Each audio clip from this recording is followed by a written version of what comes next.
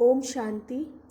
अव्यक्त मुरली सीरीज़ में आज हम सुनेंगे दिनांक 6 जुलाई 1969 के बाप दादा के अव्यक्त रूप के महावाक्य। टाइटल है सच्ची जेवर बनने के लिए अपनी सब खामियों को निकाल स्वच्छ बनो। टीचर्स के प्रति अव्यक्त बाप दादा के महावाक्य। सभी किसकी याद में बैठे हो? एक की याद थी या दो की?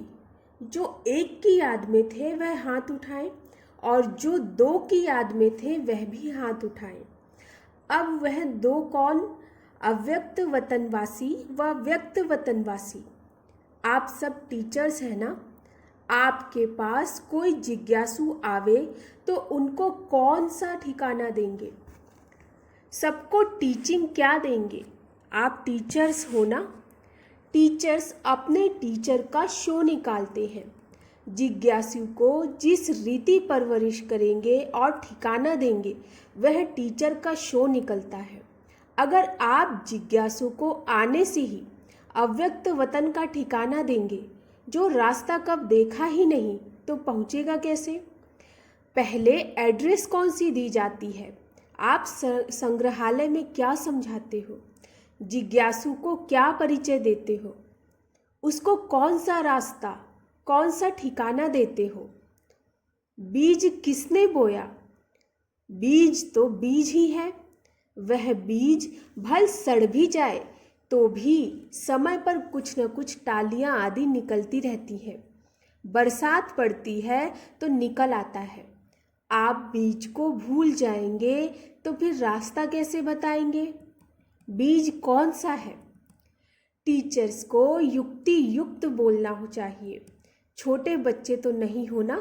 छोटे बच्चों को पहले से सिखलाया जाता है। आप तो सीख कर, इतनी परवरिश लेकर यही इम्तहान देने आए हो। पढ़ेंगे भी साथ में, इम्तहान भी देंगे। दोनों कार्य इकट्ठे चलेंगे। बाप अव्यक्त वतनवासी बना तो आप सबको भी अव्यक्त वतनवासी बनना है। वह किस सृष्टि पर खड़े होकर अव्यक्त बने? आपको कहाँ बनना है? साकार सृष्टि में तो सृष्टि है। सृष्टि तो ऑल राउंड गोल है। सृष्टि में सारा झाड़ समाया हुआ है, परंतु सृष्टि का ठिकाना संगम है। संगम की बलिहारी है जिसने आप सबको यहाँ पहुँचाया। आप अपने ठिकाने को भूल जाएंगे तो फिर क्या होगा? ठिकाना देने वाला ही भूल जाएगा। ठिकाना पक्का याद करो और बाप दादा की जो पढ़ाई मिली है उनको धारण करो। धारण से धैर्यवत अंतर्मुख होंगे। धैर्यता होगी तो इस कलयुगी रावण राज्य को खत्म कर देंगे। तो अब पढ़ाई का समय और साथ साथ इम्तहान देने का भी समय है।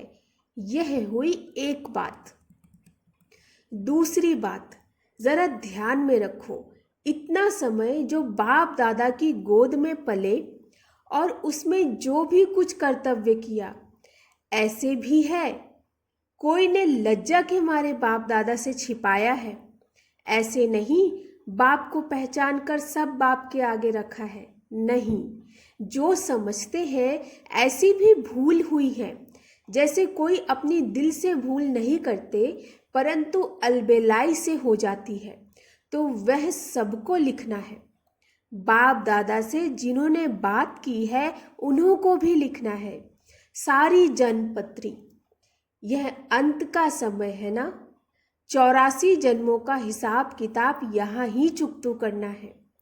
सच्चाई और सफाई अक्षर तो कहते हैं, परंतु सच्चाई और सफाई में भी अंतर क्या है उस अर्थ को नहीं समझा है। अब उसकी गहराई में जाकर सारा लिखना है। अव्यक्त वतन से बाप दादा बच्चों की सर्विस करने और साफ बनाने के लिए आए हैं। बाप सेवा करते हैं। आप सब बच्चों का शुरू से लेकर अंत तक बाप सेवक है। सेवा करने लिए सदैव तैयार है। बाप को कितना फक्र रहता है, हमारे बच्चे सिरमौर हैं।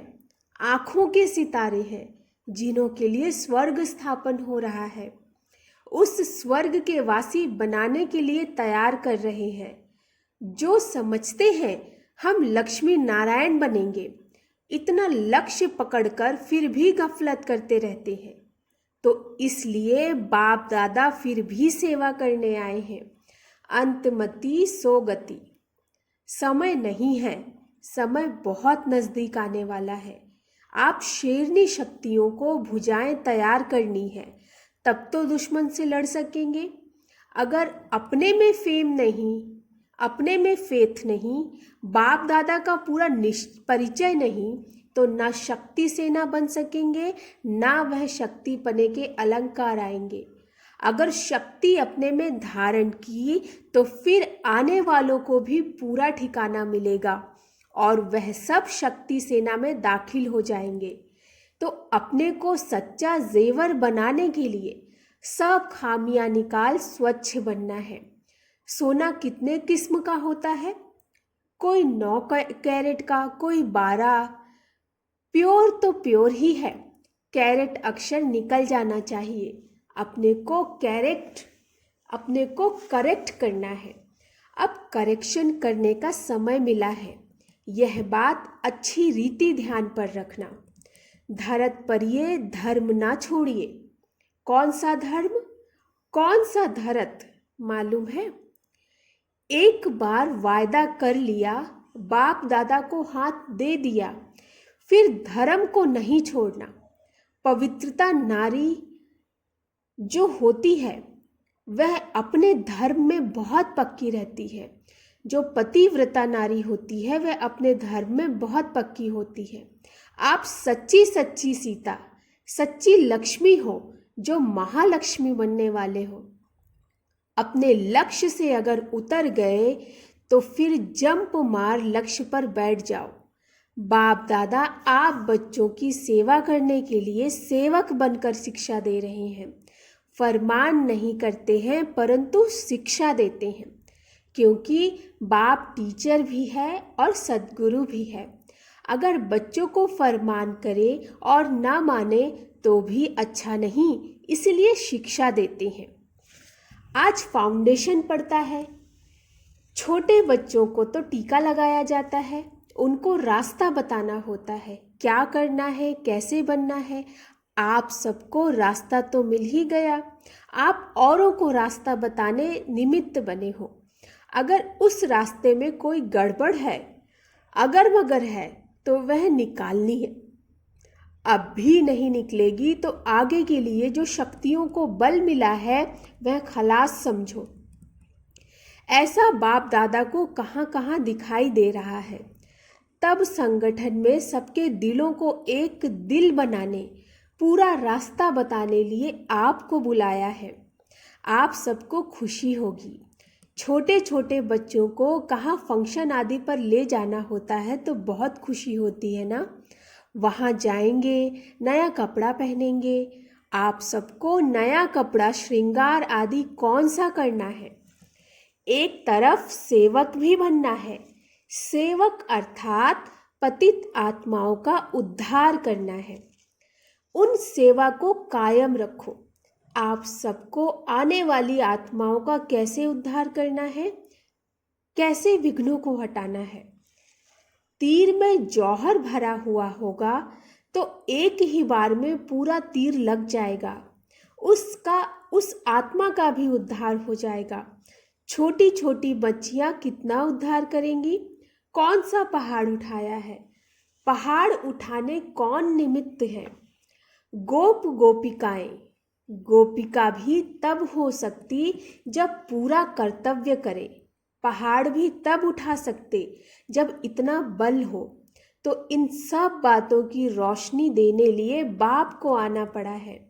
बाकी टीका तो एक ही बार बाप दादा ने लगा दिया। लाल टीका है या चंदन का।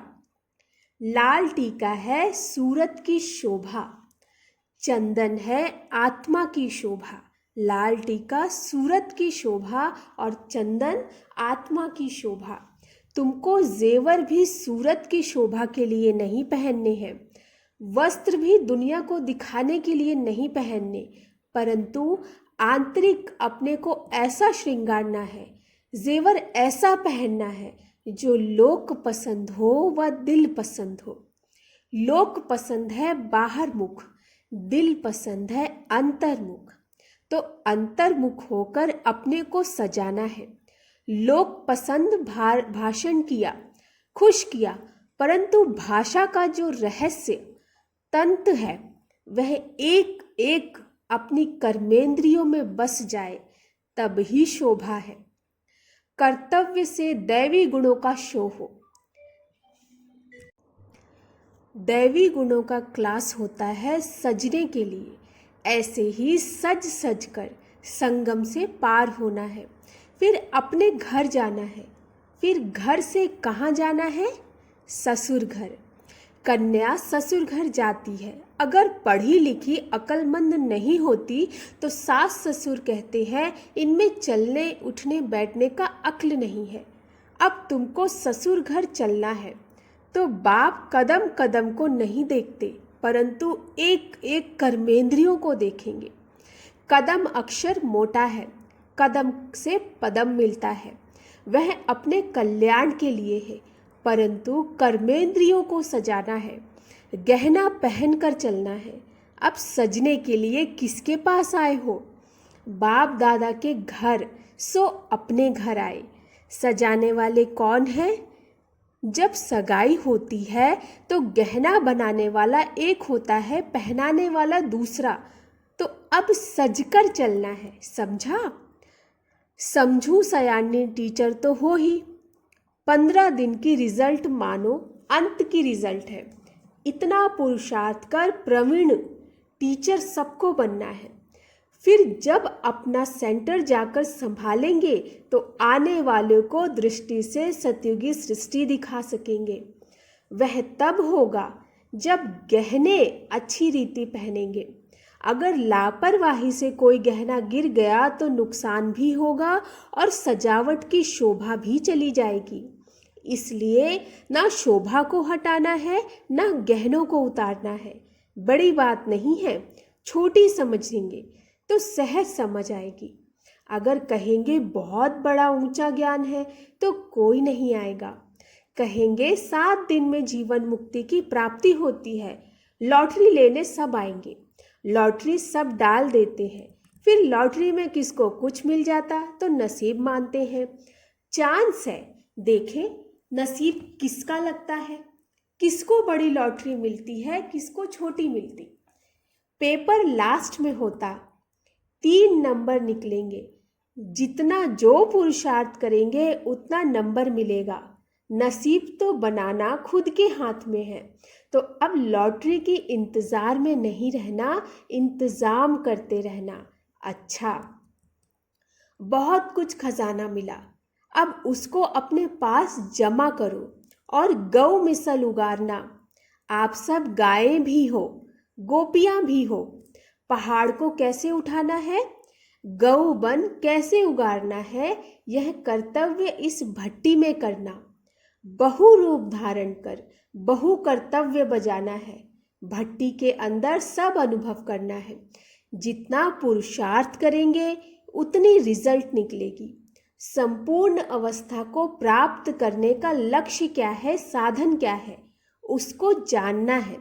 साधन मिल जाएंगे तो लक्ष्य को पकड़ लेंगे। रत्नों की भी परख चाहिए ना, पूरी वैल्यू रखनी है। जेवर की वैल्यू जवाहरी ही परख सकेगा। जिनको परख नहीं उनके पास वैल्यू नहीं रहेगी। परख तब होगी जब जेवर पर पॉलिश हो, चमक हो, तब वैल्यू भी होगी और पहचानने वाले पहचान लेंगे। चमकदार नहीं होगा तो खरीद कौन करेंगे? समझेंगे पता नहीं सच्चा है व झूठा। पैसा भी देवे जेवर भी काम ना हो, इससे क्या फायदा? तो आप सबकी पूरी सजावट हो जाएगी तो खरीदार भी निकलेंगे और आप वतनवासी बनते जाएंगे। अच्छा,